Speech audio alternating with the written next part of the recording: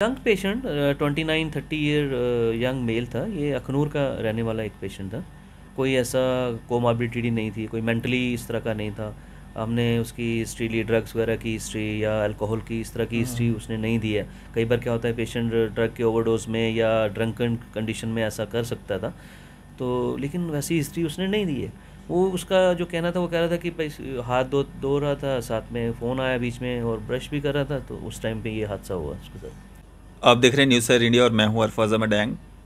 हादसे कभी भी पूछ के नहीं आते हैं। हादसे कहीं पे भी कभी भी कहीं पे भी हो सकते हैं। बाथरूम में भी हो सकते हैं, घर पे भी हो सकते हैं, छत पे भी हो सकते हैं, रोडों पे तो आप आए दिन देखते रहते हैं। ऐसा ही कुछ हादसा जो है वो परसों हुआ है एक शख्स के साथ, जिसने ब्रश करते करते, टूथ ब्रश करते करते जो उसका ब्रश था वो पूरा अंदर निगल गया और फ़ोन आया, फ़ोन पे बात करने लगा तो ब्रश जो है वो अंदर चला गया और अंदर जाने के बाद जो है दिक्कतों का सामना करना पड़ा। और उसके बाद की क्या स्टोरी है, हमारे साथ मौजूद हैं डॉक्टर खालिद महमूद जी, जो कि Asia gastro liver and endoscopy centre Bakshinagar में चलाते हैं और एसकॉम में एज अ असिस्टेंट प्रोफेसर के तौर पे काम भी करते हैं। सर, स्वागत है आपका न्यूज़ शेयर इंडिया में। बहुत बहुत शुक्रिया अरफाज भाई। खालिद साहब, मैं सबसे पहले ये जानना चाहूँगा, ये जो परसों का जो पूरा वाक़या आपके सामने आया, कब और कैसे और क्या कुछ इसमें जो हुआ? देखो ये अरफाज भाई, ये तो एक यंग पेशेंट था जिसके साथ ये वाक़या हुआ। एक्चुअली मुझे दिन के कुछ 12-1 बजे कॉल आता है कि एक रेफरल हॉस्पिटल से कि इस तरह एक पेशेंट ने जो है वो ब्रश निगल लिया है अंदर और उसको एंडोस्कोपी से निकालना है। तो एट द फर्स्ट इंस्टेंट मैं भी थोड़ा सरप्राइजिंग हो गया कि एक ब्रश कैसे जा सकता है अंदर। तो एट द सेम मोमेंट मुझे लगा शायद डिस्टल पार्ट जो एंड का पार्ट है ब्रश का वो डिटैचेबल होता है, शायद वो वाला 2 सेंटीमीटर 3 सेंटीमीटर का वो टूट के निकल गया होगा अंदर। तो मैंने उनको कहा ठीक है, आप पेशेंट मेरे पास भेज दीजिए, हम निकाल देंगे। और ये पेशेंट मेरे पास कुछ 4 बजे पहुंचता है। तो हमने जब पेशेंट से पूछा तो पेशेंट कह रहा है कि मैं ब्रश कर रहा था और कुछ हैंड वॉश कर रहा था, हाथों में साबुन लगा था और साथ में इमीडिएटली कुछ बीच में कॉल आता है तो मैं कॉल अटेंड करने लगा। वो ब्रश मेरा जो है स्लिप होके गले से निकल गया है और पूरा पूरा ब्रश निकल गया है। तो मेरे लिए तो बड़ा एस्टॉनिशिंग हुआ, कभी ऐसा तो नहीं सुना था। खैर मैंने ज़्यादा टाइम ना वेस्ट करते हुए उसको एंडोस्कोपी सूट में शिफ्ट किया है, एंडोस्कोपी के लिए लिया है। और जैसे ही हम एंडोस्कोपी मशीन अंदर डालते हैं और क्या देखते हैं कि ब्रश जो है वो स्टमक के अंदर है और उसके 2 एंड्स जो हैं, एक एंड अपर की तरफ फंसा हुआ है और दूसरा एंड नीचे स्टमक के डिस्टल पार्ट में लोअर एंड में फंस गया हुआ है और बिल्कुल स्टमक की वॉल के अंदर धंस गया हुआ है। अब हमारे लिए दिक्कत ये थी कि उसको निकालना था और अगर हम इसको नहीं निकालते या ऐसे ही छोड़ देते तो अल्टीमेटली पेशेंट को या तो ऑपरेशन करा के निकालना था या फिर उसने रप्चर करना था। सो खैर हमने ट्राई करने की कोशिश की कि हम इसको एंडोस्कोपिकली निकालें, क्योंकि सबसे इजी मेथड है, नॉन इन्वेजिव मेथड था और ज़्यादा दिक्कत नहीं आनी थी पेशेंट को। पेशेंट के लिए भी बड़ी दिक्कत नहीं थी, एक बड़ी सर्जरी बच सकती थी। तो लेकिन जिस तरह से वो फंसा हुआ था तो उस तरह हमारा कोई भी इंस्ट्रूमेंट उस पर काम नहीं कर पा रहा था। अल्टीमेटली हमने एक एंड को डिसलॉज किया बड़ी मुश्किल के बाद, वो जो पूरा धंस गया हुआ था तो उसको हमने डिसलॉज किया। उसके ऊपर से हमने एक लूप चढ़ाया जिसको स्नेयर बोलते हैं, स्नेयर चढ़ा के ऊपर वाले एंड की तरफ आके उसको मैनिपुलेशन करके वो भी डिसलॉज करके निकाला। और हमने देखा कि जहाँ पे वो इम्पैक्टेड था, जिस जो एंड पे इम्पैक्टेड था वहाँ पे काफ़ी सारा अल्सरेशन कर गया हुआ था, वहाँ पे ब्लड जमा हो गया। तो वो थोड़ा सा हमें मैनेज कर लिया, आधे 1 घंटे में ऑब्जर्वेशन में रखा पेशेंट को और पूरा पूरा ब्रश हमने एंडोस्कोपिकली निकाल लिया, जिसमें एक बड़ी सर्जरी जो थी वो पेशेंट की बच गई। सर, ये पेशेंट जो था क्या उम्र रही होगी इसकी और किस एरिया से बिलोंग करता था? ये young patient 29-30 year young mail था। ये अखनूर का रहने वाला एक पेशेंट था। कोई ऐसा कोमॉर्बिडिटी नहीं थी, कोई मेंटली इस तरह का नहीं था।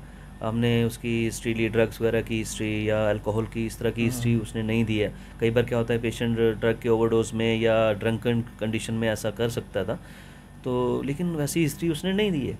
वो उसका जो कहना था, वो कह रहा था कि भाई हाथ धो रहा था, साथ में फ़ोन आया बीच में और ब्रश भी कर रहा था, तो उस टाइम पे ये हादसा हुआ उसके साथ। खालिद भाई, किस तरह के केसेस जो हैं आपके पास आते हैं और आप उसको टैकल करते हैं? देखो अरफाज भाई, हमारे ये तो रूटीन एंडोस्कोपी तो हम रूटीनली करते हैं और हमारे पास डिफरेंट वैरायटी ऑफ पेशेंट्स आते रहते हैं। अगर हम बच्चों की बात करें तो बच्चों में नॉर्मली हम जो देखते हैं केसेस वो हैं या तो कॉइन ले लिया है या फिर टॉयज़ के कुछ पीसेस उनने ले लिए होते हैं। कई बार बैटरी जो है वो पेशेंट बच्चा इंजेस्ट कर गया होता है। तो ये केसेस हम रूटीनली देखते हैं, मंथ में 2 महीने में एक केसेस हमारे पास आते रहते हैं, क्योंकि ये कॉमन है बच्चों में। दूसरा, अगर अडल्ट ग्रुप की बात करें, जिस तरह ये पेशेंट अडल्ट ग्रुप में था, तो अडल्ट ग्रुप में ज़्यादातर जो केसेस हमारे पास आते हैं वो हैं, जैसे मान लो फ़िश बोन इन्फेक्शन था किसी एक पेशेंट में लास्ट मंथ हमने किया था, और फ़िश की हड्डी जो है वो अटक गई थी गले में और दूसरे दिन निकालनी पड़ी। या मटन बोलस या इन्फेक्शन हो गया, जब मटन की हड्डी फंस गई, तो वो एक दो पेशेंट्स हमने ऐसे किए हैं जिनमें ये फूड पाइप जो है, ईसोफेगस है, इसके अंदर थोड़ा सा नैरोइंग था, स्ट्रक्चर बना हुआ था एक किस्म का। तो वो जब उसने मटन बोलस लिया और वो इम्पैक्ट हो गया। तो उस तरह के केसेस हम रूटीनली देखते रहते हैं, और लिटरेचर में भी काफ़ी ज़्यादा इनकी मिसालें मिलती हैं। तो खालिद साहब, जिस तरह से जो इलाज अब जम्मू में संभव हो सके हैं, जिनमें लोगों को अवेयरनेस की कमी है और लोग जो हैं ज़्यादातर बाहर की ओर दौड़ते हैं, तो उनके लिए क्या एक मैसेज देना चाहेंगे आप? देखो, ये तो जो रूटीन एंडोस्कोपिक प्रोसीजर्स हैं, जो हम रूटीन करते हैं, एंडोस्कोपी एंड कोलोनोस्कोपी, ये तो जम्मू में हर सेंटर में हो रहे, बड़े सारे सेंटर्स हैं। इससे हटके हम एडवांस प्रोसीजर भी यहाँ पे कर रहे हैं, जिसमें आप मान के चलो, जो मैलिग्नेंसी वाले केस हैं, अगर मान लो फूड पाइप का कैंसर है और फूड पाइप ब्लॉक हो गई है, पेशेंट को खाने का दिक्कत आ रहा है, तो हम नाक से भी ट्यूब एंडोस्कोपिकली डाल सकते हैं, या कई बार हम उसमें मेटल का स्टंट डालते हैं, जिसमें अंदर ही एक स्टंट फिक्स हो जाता है। तो वो ना तो पेशेंट की नाक की ट्यूब रहती है और ना उसको कोई तकलीफ़ होती है, ना कोई ऑपरेशन करना पड़ता है। उसको इसोफेजियल मेटल स्टेंटिंग बोलते हैं। इसी तरह के कुछ नीचे इंटेस्टाइन में अगर कहीं ब्लॉक है तो वहाँ पे भी हम मेटल के स्टेंटिंग डालते हैं। ये हो गए कैंसर वाले एक ग्रुप। कुछ पेशेंट्स की जो पित्ते की नाड़ी होती है, सीबीडी होती है, वो अगर ब्लॉक हो जाती है कैंसर की वजह से, तो उसमें हम स्टेंट डालते हैं। इसके अलावा जो रूटीन पेशेंट्स हैं, जैसे प्रोसीजर्स हैं जिसमें हम गाल ब्लैडर के स्टोन कई बार स्लिप होकर नीचे पाइप में आ जाते हैं और वो स्टोन्स हम निकालते हैं कि पेशेंट्स का। इन सब प्रोसीजर्स के लिए पहले पेशेंट को बाहर जाना पड़ता था, इवन हाईली कॉस्टली प्रोसीजर्स, फिर कॉर्पोरेट हॉस्पिटल के चार्जेस, और इस तरह के तो रूटीन प्रोसीजर्स हम अपने इस सेंटर में करते ही हैं और बिल्कुल नॉमिनल चार्जेस पे कर रहे हैं ये सब। खालिद सर, किस लोकेशन पे आपका ये जो सेंटर है, जिस तरह से आपने बख्शीनगर बताया, काफ़ी सारे लोग होंगे जिनको नहीं भी पता होगा, किस लोकेशन पे और कोई नंबर वगैरह आप शेयर करना चाहेंगे? हाँ, ये हमारा जो सेंटर है ये बख्शीनगर मेडिकल कॉलेज के बिल्कुल पास में है। जैसे आप मेडिकल कॉलेज को क्रॉस करते हैं, विशाल मेगा मार्ट के अपोजिट है, और ये centre Asia gastro liver and endoscopy centre के नाम से है। जो भी लोग हमसे जुड़ना चाहें या हमारे सेंटर से फैसिलिटी लेना चाहें, तो उनके लिए जो क्लिनिक के नंबर्स हैं, जैसे 9419195695, ये नंबर हमेशा वहाँ चालू रहता है 24/7। इस पे कॉल अटेंड की जाती है, तो अटेंड कर सकते हैं आप। चलें, शुक्रिया सर हमारे साथ बातचीत करने के लिए, अपना कीमती समय देने के लिए। Thank you so much sir ji.